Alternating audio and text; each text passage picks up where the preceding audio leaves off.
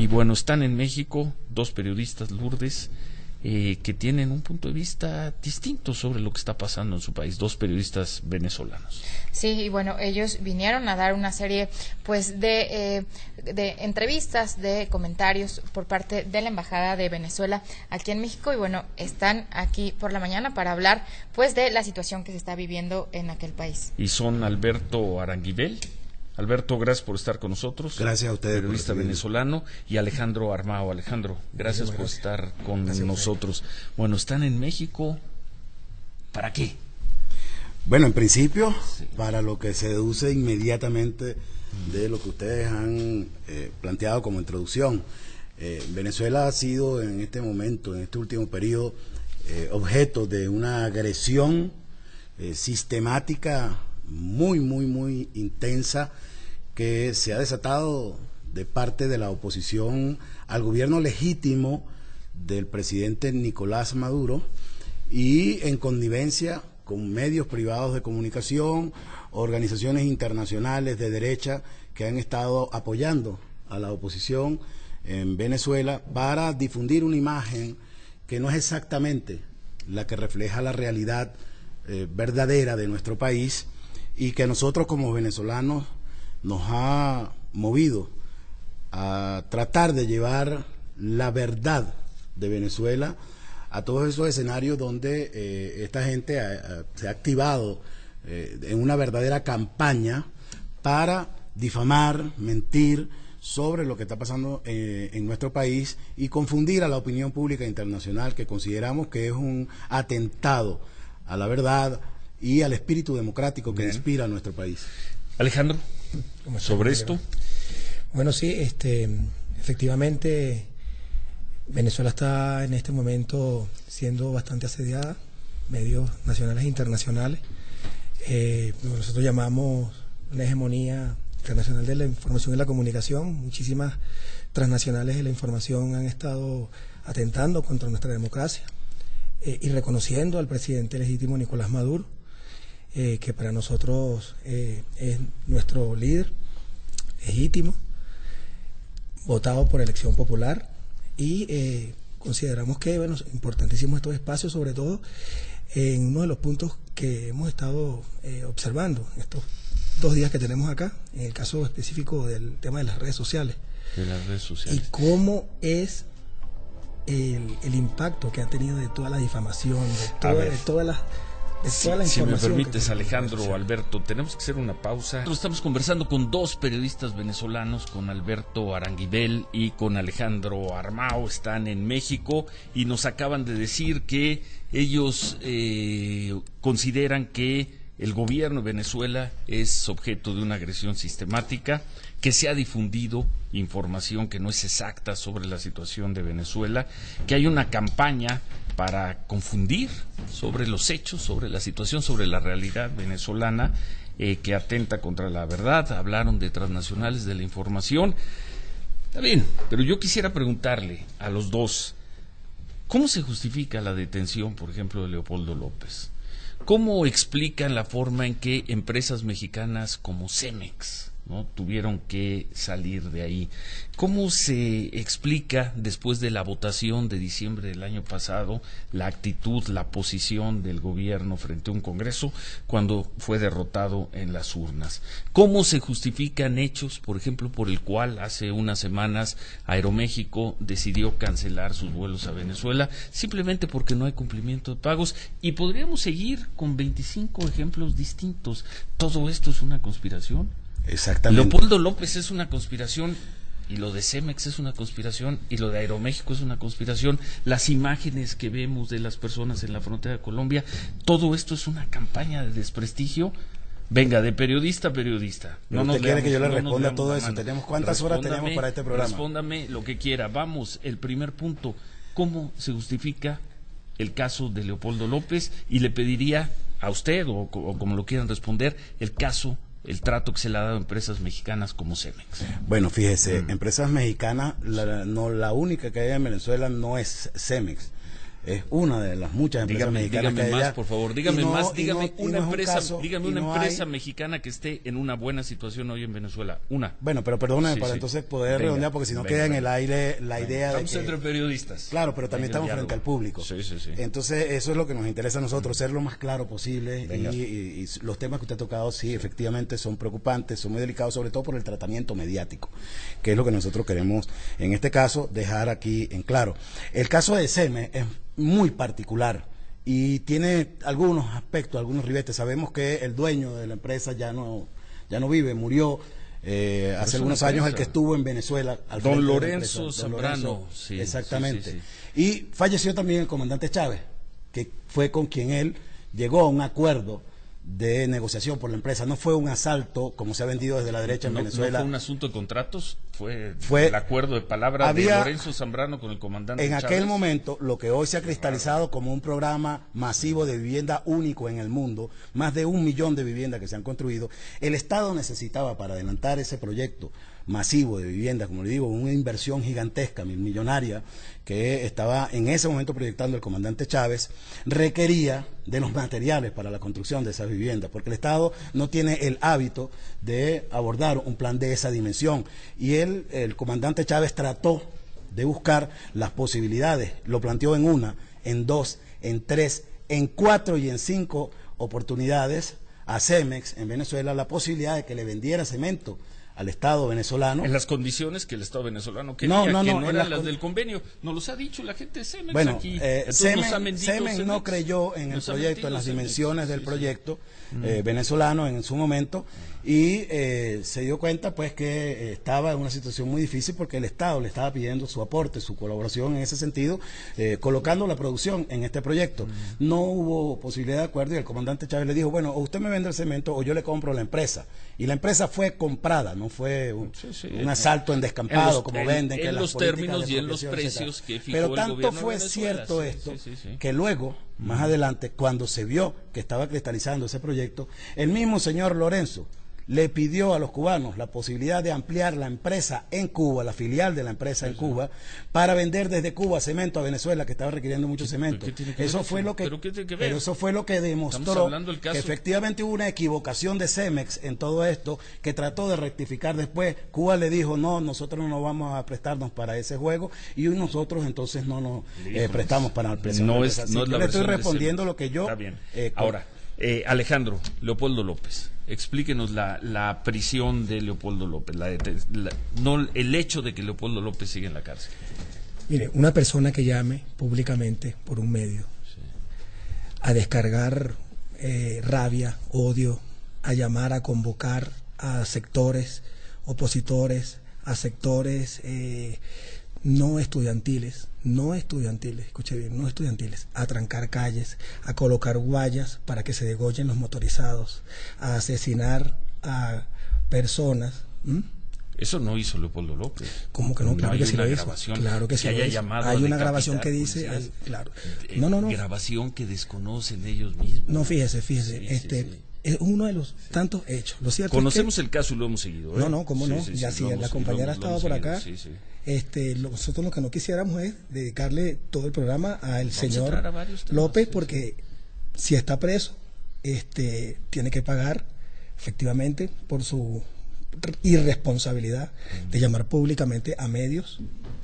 Llamaron en medios a llamar a protestas. Sí. Y bueno, obviamente de ahí el desenlace que se les fue de las manos por completo, se les escapó de las manos esa situación de trancar calles, de llamar lo que nosotros llamamos guarimba. No sé si aquí se utilizó el término de llamar guarimba, pero lo cierto es que guarimba son los focos de violencia de la oposición, pagados incluso por sectores y sectores que incluso han estado acá, como la señora María Corina Machado, que no es casual que ella, el estado donde llega, ese mismo día hay saqueos, hay disturbios, hay enfrentamientos. O sea, ellos se han convertido en instigadores de la violencia, es decir, es la fórmula de ejercer la política. Son instigadores de la violencia. Protestar contra un régimen no, es instigar a la violencia. Causar la violencia que genera muertes. El caso de violencia? Leopoldo López no es una prisión arbitraria ni antojadiza del Estado venezolano. Eso parece. La prisión de Leopoldo López es producto de un juicio, como se hace en cualquier país. El Poder Judicial, autónomo. Exactamente, totalmente sí, autónomo, ¿cómo no? Perfectamente autónomo. Perfectamente autónomo, si no hay ni una sola prueba de que haya una sumisión, como ellos han dicho, al Poder Ejecutivo de ninguna manera. El hecho de que el tribunal sentencia en contra del sector político que está instigando a la violencia no quiere decir que está vendido el Poder Judicial, sino que se está ejerciendo la justicia. En todas partes los instigadores de violencia son detenidos y son puestos a la orden de los tribunales. Si ellos son sentenciados, tienen que cumplir cadena de prisión por ello. En este caso está sucediendo exactamente eso. ¿Bien merecida la prisión de Leopoldo López? Son 43 muertos y más de 800 heridos, incluso muchos de ellos con lesiones permanentes. De su irresponsabilidad por exactamente, porque el desconocimiento del gobierno legítimo, que fue electo con la misma legitimidad con que han sido electos los alcaldes y gobernadores y los diputados que han sido electos en procesos exactamente idénticos, las mismas elecciones en que han sido electos los sectores chavistas, los que están ahorita al frente del gobierno en Venezuela, en esos mismos procesos, con los mismos mecanismos, exactamente con todo, y auditados todos los procesos electorales por la mayor cantidad de auditorías de que son objeto los procesos electorales en el mundo. Es decir, en Venezuela se auditan antes, durante y después los procesos electorales, que son supervisados con participación de la oposición presente en todas las auditorías, más de 21 auditorías. Y hay una contabilización que supera infinitamente todo lo que dictan las normas actuariales, estadísticas, para hacer constatación, verificación de la veracidad del voto, que está en el orden del 4% de la revisión que se hace en todos los procesos electorales. En Venezuela se revisa para complacer a la oposición, para evitar, para despejar toda duda de la transparencia de los procesos, más del 55% de las elecciones. Sí, se hacen 2 elecciones en Venezuela por cada elección, una en donde vota el elector y otra la verificación. Y eso es violentado permanentemente desde hace más de 17 años por la oposición venezolana, que no ha reconocido una sola vez el triunfo de los sectores revolucionarios. ¿Capriles reconoció el triunfo de Maduro? No lo reconoció, no. Mandó a descargar la arrechera. Usted que dice que ha seguido eso, tiene los videos seguramente, por y supuesto, eso ocasionó 13 muertos en esa oportunidad. Entonces, y él no está pagando por cualquier protesta tiene muertos y es desconocer. Tendría que venir a México para que vea lo que es desconocer una elección, ¿eh? Bueno, no. Tendría que venir a México para que vea lo que es desconocer una elección. El desconocimiento de la elección no puede ser una cosa que se mide en no una declaración, no llamar a una manifestación. Perdóneme, llamar a que salga la gente a la calle a desconocer una elección y se produzcan muertos, eso tiene una responsabilidad. Se produzcan muertos, tendremos que entrar caso por caso a ver por qué se produjeron los muertos. Lourdes, tenías una pregunta. Sí, la principal acusación es lo que nos han informado aquí los abogados de Leopoldo López, es el discurso que dio precisamente cuando llamó a esta movilización, y él en este discurso lo han revisado palabra por palabra, no está llamando a movilizaciones violentas. Hemos dicho desde el primer momento aquí en este programa que lo que hay es una agresión en la que están confabulados los sectores opositores, organizaciones nacionales y transnacionales que se venden como ONG de defensa de los derechos humanos, la empresa privada, los medios de comunicación y hasta el Departamento de Estado norteamericano, que están venezolanos. Sí, privados venezolanos. Exactamente. Los internacionales, ¿no? Sí, y CNN, por ejemplo, tiene instalado. A ver, están llegando muchas llamadas, tenemos que hacer una pausa y al regresar le seguimos. CNN, por ejemplo, nosotros confabulados, ¿con quién? No he dicho eso. Estoy diciendo que hay medios privados que están confabulados en ese plan. A ver, seguimos hablando con los periodistas venezolanos, seguimos conversando y en algunos momentos polemizando con 2 periodistas venezolanos que están en México, Alberto Aranguibel y Alejandro Armao. Ellos tienen un punto de vista distinto al que hemos escuchado aquí de tantos venezolanos. Ellos hablan de su revolución, ellos defienden su revolución, defienden su régimen, cuestionan decisiones que ha tomado el gobierno de Venezuela, como fue la expropiación de Cemex, pero bueno, lo estamos escuchando. Son las 9:40, a las 9:55 termina el programa. Leo, no van a decir que no van a decir expropiación como la figura de esa perversa. claro que lo fue, así lo estamos leyendo desde fue una negociación llevada a cabo con todas las reglas del capitalismo, es decir, la compra-venta de empresas, exactamente como sucede en el capitalismo. Bueno, y luego nos están mandando aquí reportes de Cervecería Polar. En fin, tenemos tenemos 15 minutos, quisiéramos escucharlo también a usted, Alejandro, pero antes tienen una presentación, una exposición el jueves. ¿Qué es lo que van a presentar? Parte de ¿A qué hora y en dónde?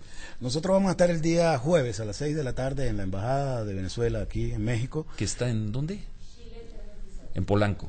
En Polanco, la Embajada de Venezuela en México, 6 de la tarde. ¿Qué van a presentar ahí? Nosotros vamos a tratar de demostrarle a los mexicanos a través de hechos constatables, concretos, irrefutables, láminas, gráficos, videos, que lo que estamos diciendo no es simplemente una contraposición a lo que anda difundiendo como deformaciones de la realidad en el mundo la gente de la oposición. Ellos se han montado en una campaña internacional porque es lo único que les ha dado resultado, es decir, el buen recibimiento que ellos han tenido en los medios de comunicación internacionales, ellos lo han utilizado para convertir a Venezuela en un escenario caótico, terrible, que está al borde del colapso, etcétera, que está al borde del infierno, y eso es completamente falso.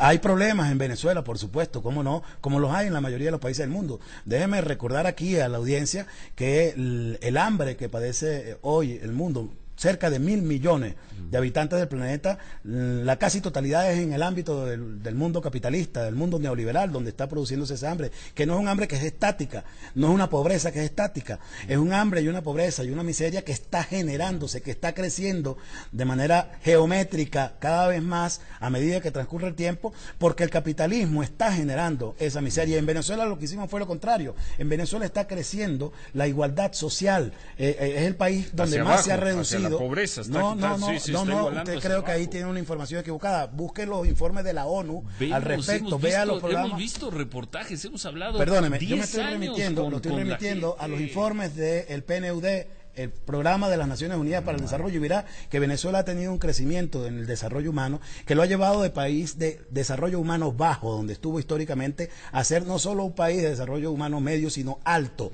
Y eso es muy significativo. Se nos van a ir los minutos, ¿eh? Bueno, pero estoy explicando la verdad. Bueno, también queremos escuchar. Entonces, nada más para cerrar este punto, 6 de la tarde, el jueves, en la Embajada de Venezuela. Sí. ¿Van a estar ustedes dos? ¿Usted va a estar, Alejandro? Sí, cómo no. ¿Y va a haber alguien más? ¿Solo ustedes dos? Bueno, en principio tenemos la conmemoración del aniversario del comandante Chávez. Es un evento muy importante para los venezolanos. El comandante Chávez fue un líder y sigue siendo la inspiración para la mayoría de los venezolanos en la búsqueda de la justicia y la igualdad social. Ha sido un redentor verdadero, un emancipador que ha respondido a las luchas históricas de nuestro pueblo, y nosotros lo vamos a conmemorar aquí en México. Nos complace que el jueves, 6 de la tarde en la embajada. Déjenme hacerles, antes de regresar al tema de Venezuela, con todo respeto, yo no me imagino a dos periodistas mexicanos que estuvieran en Chile o en España defendiendo a su gobierno.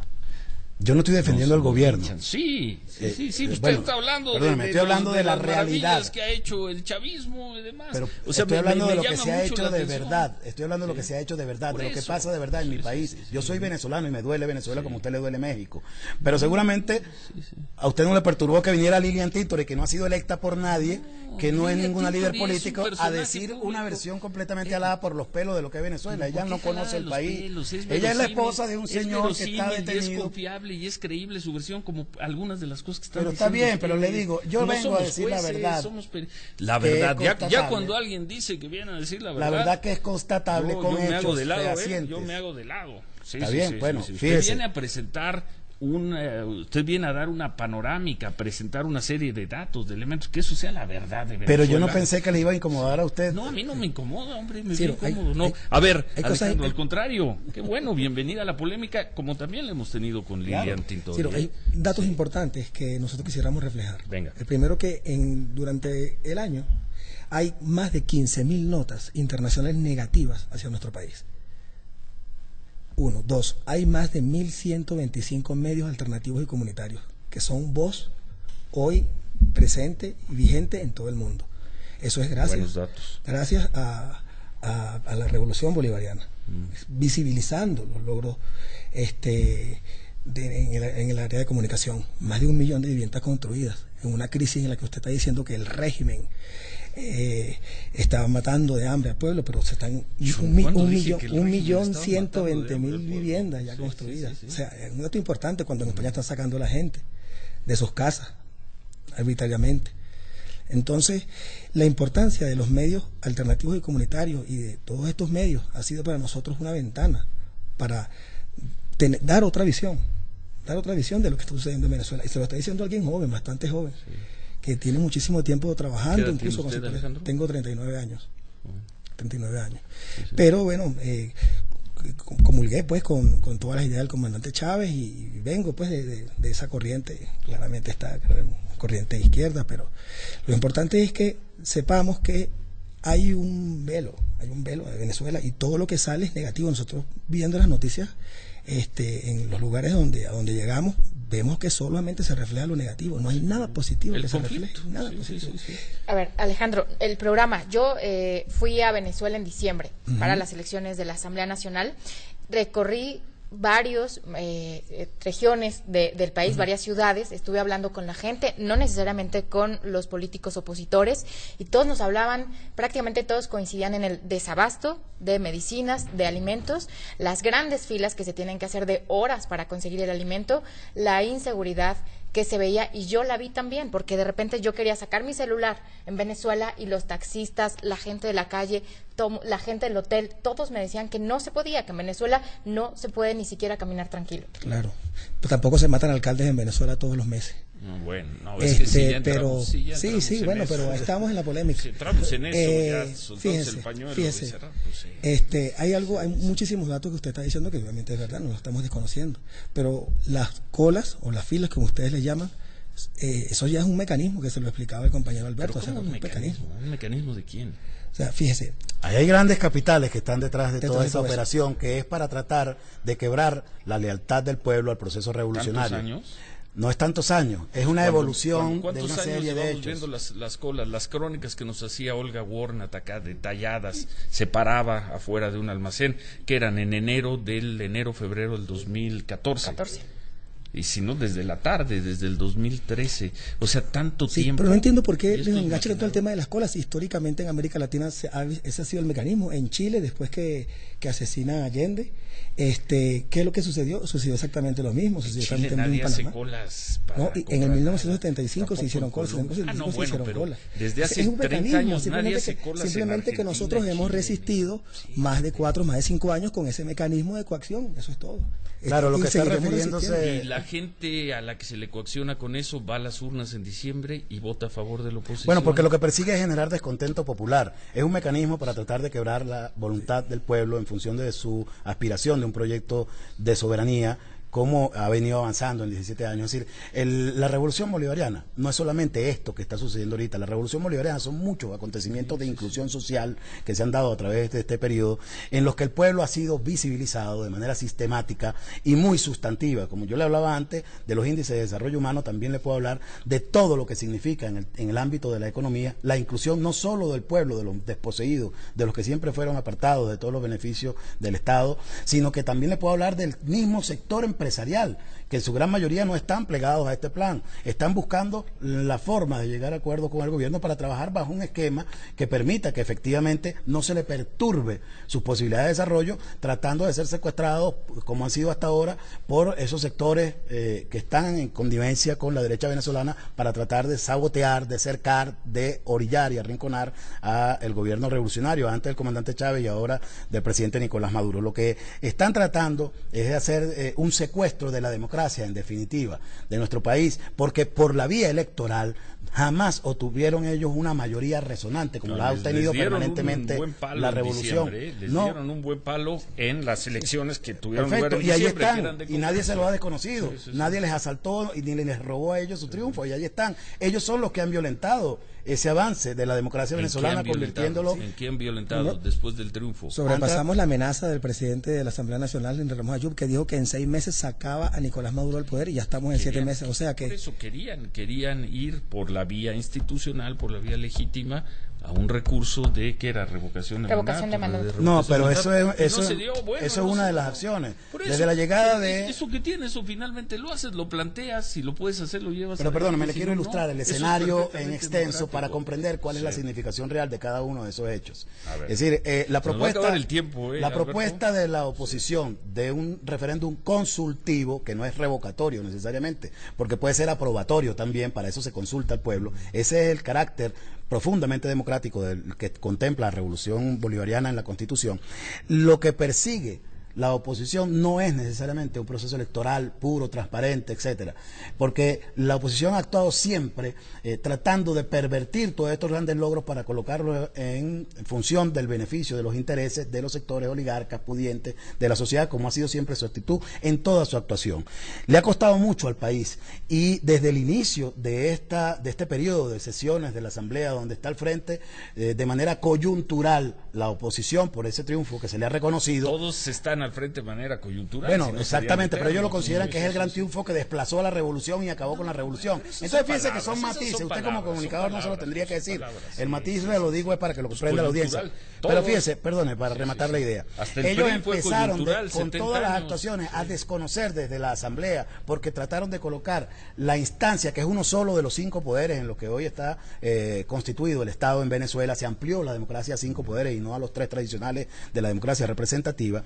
En la Asamblea ellos han querido convertir eso en la suerte de copresidencia del Estado, es decir, que el presidente de la Asamblea Nacional tiene atribuciones por encima de las que se le da. Bueno, y el planteamiento de transformar, de revisar el Estado desde la Asamblea Nacional, imponiendo leyes que van a contrapelo, a contracorriente de lo que ha venido haciendo el pueblo como conquistas. No pasan como en cualquier democracia. Bueno, está bien, probablemente a usted le suenan así. No me suena así, pero eso pasa en cualquier democracia. A eso me refiero, que no hay ninguna crisis porque suceda esto. Nadie está hablando, la crisis estamos hablando del desabasto, de la violencia. Cuando usted lo pone de esa manera sumatoria, cuando usted lo pone de esa manera sumatoria, suena a un holocausto, a una crisis terminal, y no es tal. Si usted me lo permitiera, yo se lo podría responder punto por punto. Que estamos en un programa de radio y no tenemos exacto, pero 3 horas para el planteamiento. Si usted me hace 1 o 2 preguntas, pues usted me hace 7 preguntas a la vez, quedo mal siempre.